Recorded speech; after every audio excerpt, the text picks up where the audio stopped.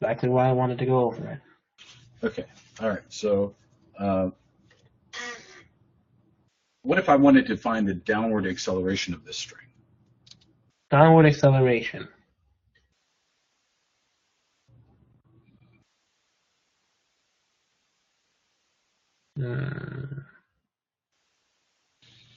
You would need to find the angular acceleration. Okay. All right. What is the game plan? Let's form a game plan before we start going headfirst into it. Okay. We're trying to find the acceleration going down. When you hear the word acceleration like that, where does that take you? It should take you back to the days of Newton, right? Yeah, it takes me back there. So if we have a free body diagram, we know that there's a force going up this string. What is that force called? That force is called tension. Tension. Good. And we know that there is what other force? What's the only other force that we deal with? The weight of the yo-yo. The weight of the yo-yo. We're neglecting the friction between the string and the yo-yo itself. Okay? So if we look at the sum of the forces in the y direction, what do we get? We get sum of f of y is equal to tension minus mass times gravity. Okay, we can do that way, but I typically like to make things positive if they go in the same direction that they naturally should go. Okay, so think of it this way, the natural motion of this yo-yo is to go down. Right. The weight is also going down. So I would make the weight positive and then subtract the tension that's pulling from it. You see how I did that? I see how you did that. Okay, so there's our first equation. Torque is equal to a lot of things. It's equal to the force. Torque is equal to the inertia center of mass times the angular acceleration, or force times cross multiply radius. Okay, so let's deal with both of those. All right. Hopefully that they will help us. So what you got to realize is that this is a common theme in torque problems or any other physics problems you will encounter for the rest of your life. You will take multiple definitions for the same thing and set them equal to each other. Okay. So let's look at this problem here. What is the force I have on this string? The force you have on this string, isn't it just tension? Just tension, he says.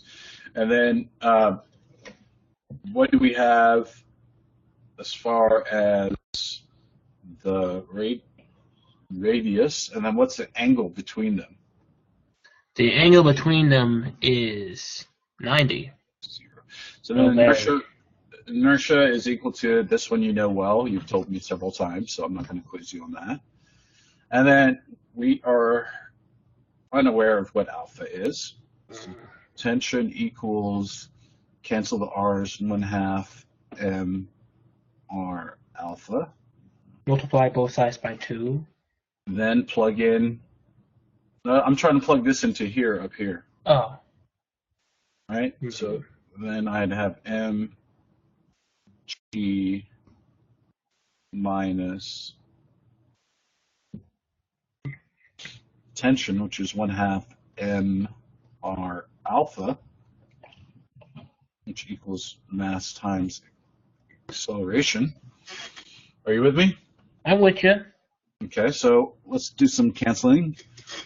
What can cancel? Out the masses. Canceled. Anything else we can do, maybe? We can multiply everything by 2 to get rid of that ugly fraction. Okay, but if we do that, then we're not solving for A. We're trying to solve for A is the thing here. Oh. Haven't we already done that since the only thing left on that side is A? Yeah, but we don't know alpha. Oh. So we want this in terms that we know. So we use the same relationship as before. Alpha. Mm-hmm. Good. Alpha is equal to V times R. And not V times R. Alpha is equal to A times R. Or is that the other way around? I think it's the other way around, buddy. Yeah. So always take linear, or your rotational times the radius to get your linear. Gotcha. What can I do? You're going to replace the rotational and the alpha with A. Good. So now I That get gives you G minus A. 1/2 A is equal to A. Now what? You add 1/2 A to both sides, getting G is equal to 3/2 of A. And then you can multiply both sides by 2/3 to cancel the 3/2 out. And you get A is equal to 2/3 of the G. You see how we did that? I see how we did that. Okay, so we had to rely on Newton's laws. Okay, the thing that told us to do that was to, because we were looking at the downward acceleration, we wanted a linear acceleration, not a rotational, so that was your clue to go to some of the forces. But because there is rotational motion, we still need to apply the torque concepts here, and as a result, we set the two torque equations equal to each other and solved for the force part, which was the tension. And then once we knew what the tension was, we could take that tension equation, plug it into here, and then simplify it and solve for A. Okay? So now that we know that, is there any way we could maybe solve for what tension is?